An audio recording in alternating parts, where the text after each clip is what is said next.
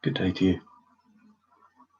I've recently had a birthday, and it reminded me of a passage from Essential Writings by Thich Nhat Hanh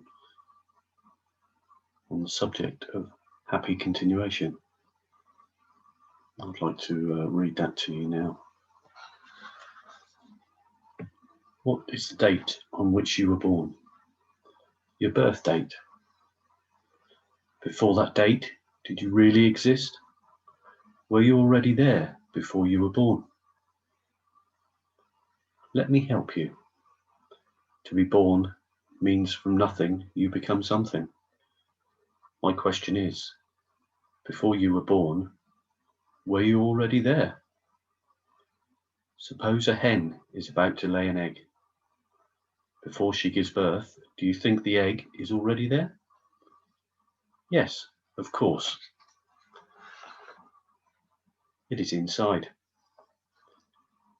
You also were inside before you were outside. That means that before you were born, you already existed, inside your mother. The fact is that if something is already there, it does not need to be born.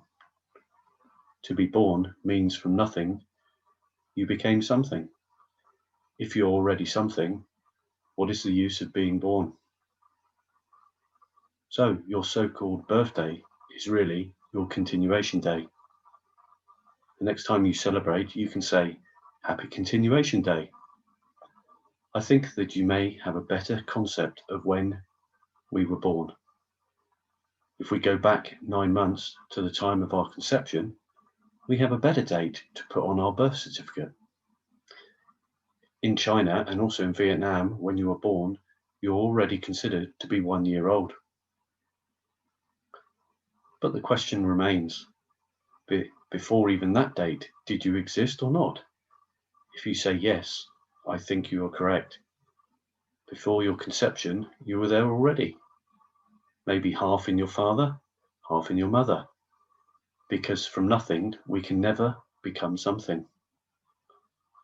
Can you name one thing that was once nothing?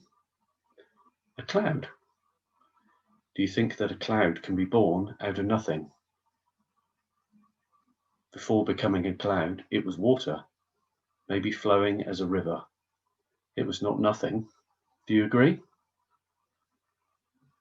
We cannot conceive the birth of anything. There is only continuation. Please look back even further and you'll see that you not only exist in your mother and father, but you also exist in your grandparents and in your great-grandparents. As I look more deeply, I can see that in a former life, I was a cloud. This is not poetry, this is science. Why do I say that in a former life I was a cloud? Because I am still a cloud. Without the cloud, I cannot be here. I am the cloud, the river, and the air at this very moment. So I know that in the past I have been a cloud, a river, and the air, and I was a rock. I were the minerals in the water. This is not a question of belief in reincarnation. This is the history of life on Earth. We have been gas, sunshine, water, fungi, and plants. We have been single-celled beings. The Buddha said that in one of his former lives he was a tree, he was a fish, and he was a deer. These are not superstitious things. Every one of us has been a cloud, a deer, a bird, a fish, and we continue to be these things, not just in former lives. This is not just the case with birth. Nothing can be born, and also nothing can die. Do you think that the cloud can die? To die means that from something you become nothing. Do you think that we can make something into nothing? Let's go back to our sheet of paper. We may have the illusion that we destroy it all if we have to do is light a match and burn it up.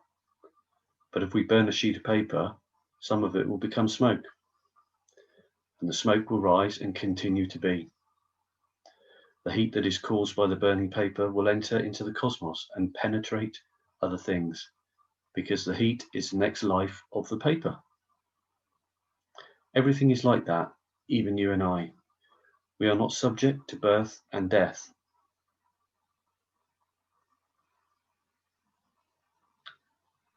I think that makes the concept of being reborn, reincarnation if you like, a lot easier to understand. What do you think?